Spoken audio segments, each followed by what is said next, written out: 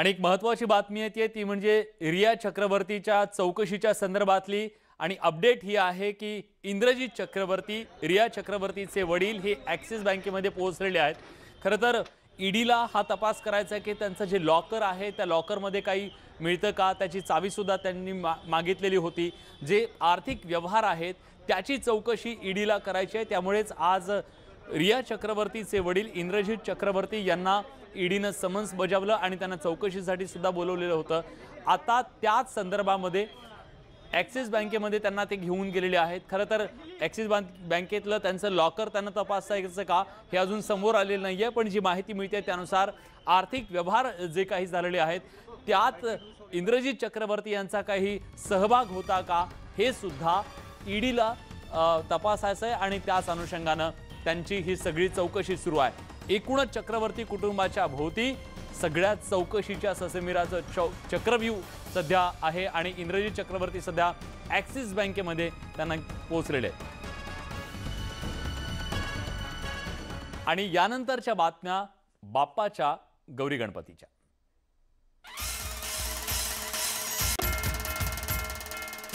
कोरोनाच्या संकट काळात सुद्धा आपल्या घरामध्ये सुख समृद्धी घेऊन आनंद घेऊन आलेल्या बाप्पाला आणि गौरी गणपतीला आज भावपूर्ण निरोप दिला जातोय। राज्याच्या कानाकोपऱ्यामध्ये आज अत्यंत भावपूर्ण असा हा गौरी गणपतींना निरोप दिला जातोय। यंदा कोरोनाच्या पार्श्वभूमीवर खबरदारीचा उपाय म्हणून गणपती विसर्जनाच्या मिरवणुकांवर बंदी घालण्यात आली आहे। दरम्यान आज गौरी गणपतीचं विसर्जन असल्याने भाविक आपल्या लाडक्या बाप्पाला निरोप देत आहेत। विसर्जन पार्श्वभूमीवर गिरगाव चौपाटीवर कडक बंदोबस्त सुद्धा ठेवण्यात आला। दरम्यान या सगळ्या संदर्भात अधिक माहिती देण्यासाठी प्रफुल्ल साळुंखे आपले प्रतिनिधी आपल्या सोबत जोडले गेले आहेत। प्रफुल्ल, दरवर्षी आपण गिरगाव चौपाटीवरती बघतो, हा जो क्षण असतो तो भावपूर्ण असतो जेव्हा बाप्पाला गौरी गणपतीला आपण निरोप देतो, भावपूर्ण निरोप दिला जातो। पण यावर्षी वाजत गाजत त्याला निरोप नाहीये, अत्यंत शांततेत निरोप दिला जातोय। काय आत्ताची तिथली परिस्थिती आहे? नक्कीच विशाल, आता जवळपास 10 ते 12 वर्ष झाले गिरगाव चौपाटीचं गणेश विसर्जन मिरवणूक आम्ही बघतोय। यावर्षी अत्यंत साध्या पद्धतीने, म्हणजेच आपण ज्याला म्हणू शकतो भावपूर्ण निरोप तर गणपतीला दरवर्षी दिला जातो, पण अत्यंत दुःखद अंतकरणाने या ठिकाणी जो निरोप या ठिकाणी दिला जातोय। कारण दरवर्षी ज्या बाप्पाचं वर्षभर या ठिकाणी आगमनाची वाट पाहिली जाते आणि आता विसर्जनावेळेस देखील मोठी मिरवणूक जी आहे ती बाप्पाची काढली जाते, पण यंदा पूर्णपणे विसर्जन मिरवणूक जी आहे त्याच्यावर बंदी आणलेली आहे। आणि जर आपण गिरगाव चौपाटीचं जर पाहिलं तर गिरगाव चौपाटीवर तर अक्षरशः तुरळक गर्दी, लाखोंची गर्दी असलेली ही गिरगाव चौपाटी दरवर्षी आपण पाहतो, पण अत्यंत तुरळक गर्दी जी आहे ती गिरगाव चौपाटीवर या ठिकाणी पाहायला मिळते। कारण पोलिसांनी मोठा बंदोबस्त जो आहे तो गिरगाव चौपाटीवर लावलेला आहे आणि फक्त गणेश मूर्ती आणि त्यासोबत कुटुंबातली 1 किंवा 2 व्यक्तींनाच या ठिकाणी प्रवेश दिला जातोय।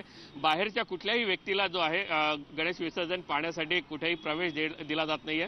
त्यामुळे अत्यंत तुरळक गर्दी जी आहे या गिरगाव चौपाटीवर आपल्याला पाहताना मिळते।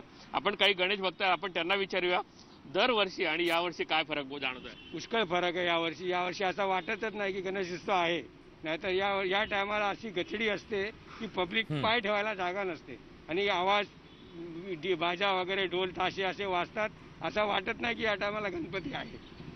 नक्कीच आपण पाहू शकतो की गणेश भक्त कशा पद्धतीनं या ठिकाणी दुःखद अंतकरणाने सांगतात की यावर्षी जो उत्साह आहे तो कुठे बरोबर आहे। दरवर्षी जो उत्साह असायचा, वाजत गाजत त्याला निरोप दिला जायचा, यावर्षी मात्र तसा निरोप नाहीये आणि जड अंतकरणानं का होईना पण यावर्षी बाप्पाला निरोप दिला जातोय।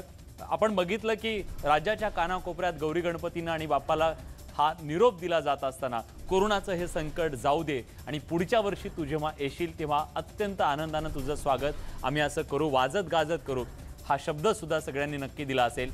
आज या बुलेटिनमध्ये आपण इथेच थांबतोय। गणपती बाप्पा मोरया, पुढच्या वर्षी लवकर या असं म्हणत आज या बुलेटिनमध्ये रजा घेतोय। धन्यवाद।